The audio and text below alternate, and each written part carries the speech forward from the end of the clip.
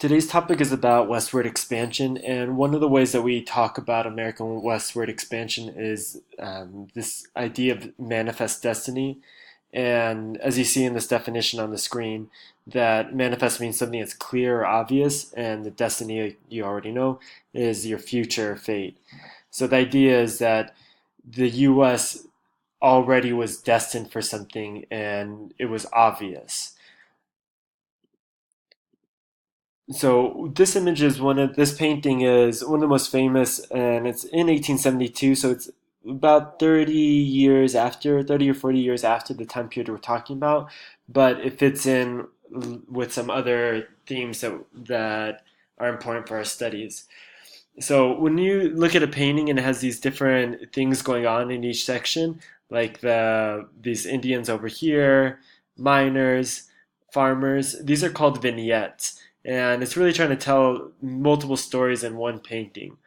So take a second, look at this. I'm gonna not talk for like 30 seconds, and what I want you to be thinking about is what is going on in this image and what is the artist message. So I'm going to give you 30 seconds.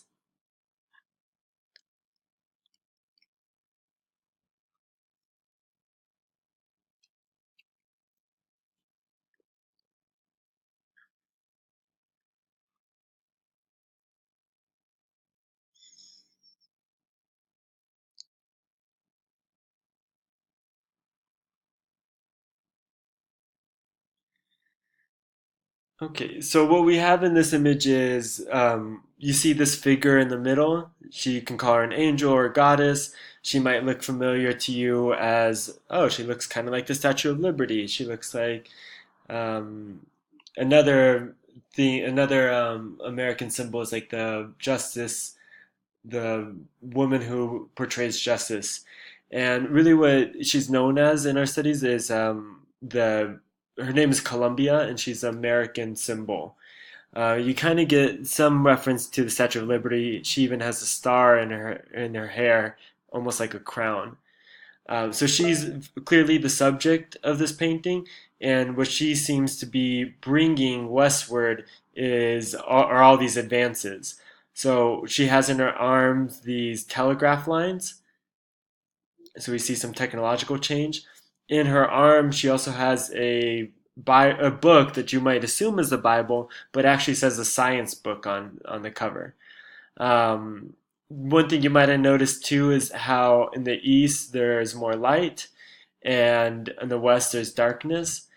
But it seems like she is bringing with her the light, and you can assume that the artist's message is that he's very much in favor of Americans' westward expansion, um, as indicated by the light use and some other things in here as well. So we have some trains also in the background. You have some ships, and you see some steamships and the ones in the very back.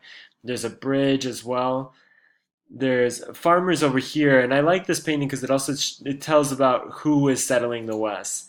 So we have farmers, miners, and these miners are going to California and mostly California, but other states in the West as well. They do that in 1848. Um, Football, if you know football, the San Francisco 49ers are named after them, even though the gold rush there was in 48. You also see this wagon pulled by oxen and the stagecoach pulled by horses. The stagecoach is extremely expensive. Very few people could travel that like that. Most people who could even afford to do this were middle class people that would travel in these big wagons. And you would actually walk alongside the wagons, and it's super slow. One, because it's oxen, and the oxen are carrying all your stuff. Um, and also it's just you're walking for like 40, 50 days, so you maybe cover like 20, 25 miles a day. The other thing that I think is interesting about this painting is the Native Americans. So we studied them last week, but in this painting it almost seems like they are the ones rejecting civilization. They're fleeing from civilization. not so much that um, that they're being driven out. So I think clearly John Gass, the artist, is making a distinct point of view in that regards. So let's look at what the U.S. looked like in the time period that he painted this. So it looks a lot like the U.S. to today. So we call this the continental United States. It's a part that includes everything except Alaska and Hawaii. And by 1872, the U.S. was clearly done like conquering and buying land from other countries. There's a little bit of differences, like the Dakotas right here towards the top center. There's just one Dakota instead of two. Oklahoma is called Indian Territory still, but so when John Gass painted this, Manifest Destiny is completed. However, you all are going to be looking at a guy in 1816 who drew a map of the United States that looks like this, and this map shows the U.S. already completed. It's not, no states are drawn in here, but the border does reach through California. And this is in 1816, but this is what the U.S. actually looked like in 1816. So very much incomplete, but John Mellish, the artist of this map, made the decision to that he saw the U.S. as conquering further. So you guys have a quote, some quotations from John Mellish in your map, and that map that I just showed, and some questions to answer below the map. So this is what you guys have written under the map, and it says to present the country this way was desirable. So this is his justification for how he drew the map.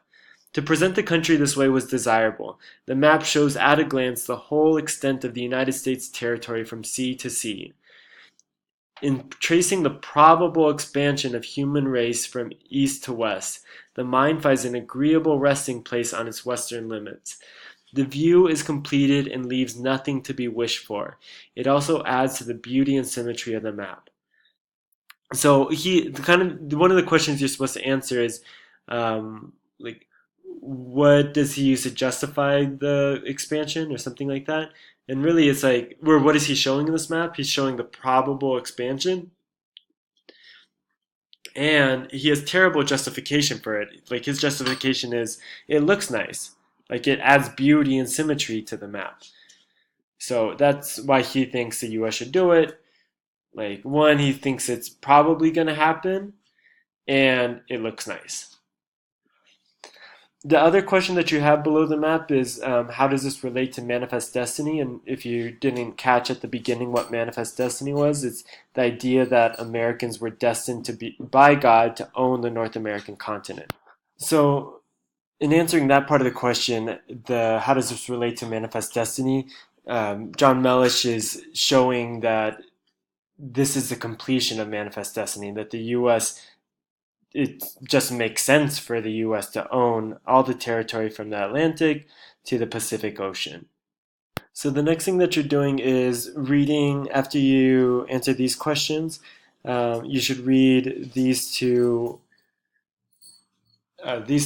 quotation or from excerpts from John O'Sullivan's articles. This guy is famous for coining the phrase manifest destiny, and he gets something like you get an idea of that in the first one for sure in 1839. His second excerpt is from 1845 and is specifically about annexing Texas. And he's saying like Texas, stop, like this is necessary to happen. Nobody should be against this anymore. It just needs to, like God wanted this to happen. Providence is God's wisdom. So answer these questions based on that.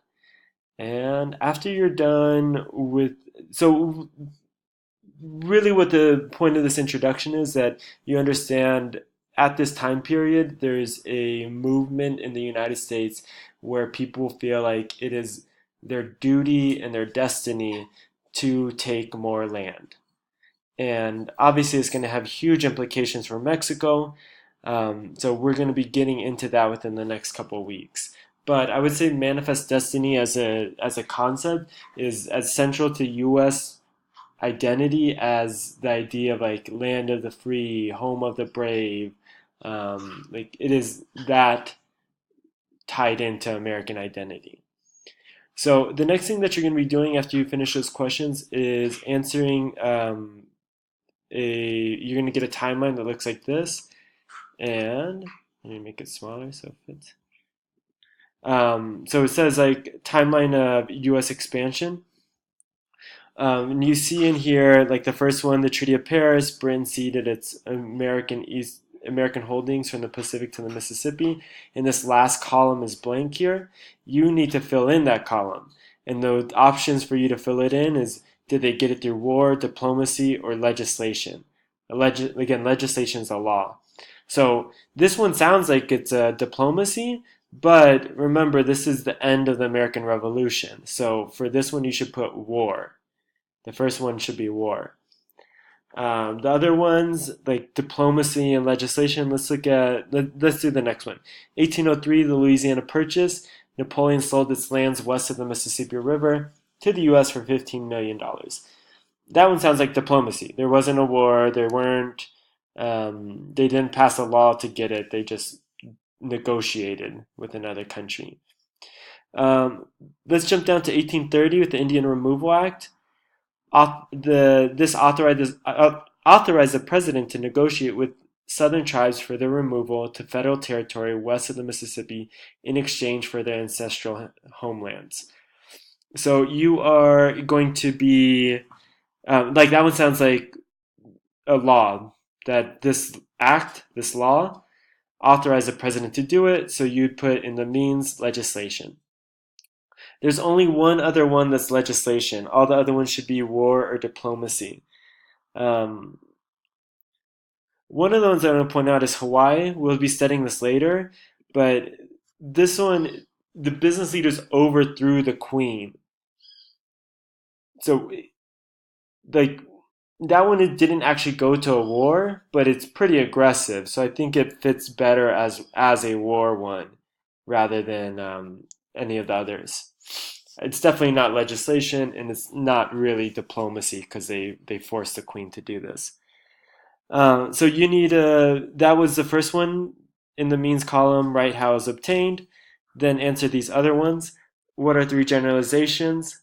How does the information in the chart add to your understanding about manifest destiny? Okay. The last thing that you're going to do is going to be coloring in a map. And the way that you're going to fill in this map is there's a link on Classroom to something that looks like this. Within it, here we go. So it should look like this, and as you click on it, you'll see things that are added to the country. So your job on your blank map is to recreate what you see here. You should include the title, and you should include the year. You can also just show all and do it that way. I think you need like 10 colors. There's some of the smaller ones aren't that big of a deal, like this Webster-Ashburn Treaty or the Red River Cession. We're more interested in the big ones over here. Okay.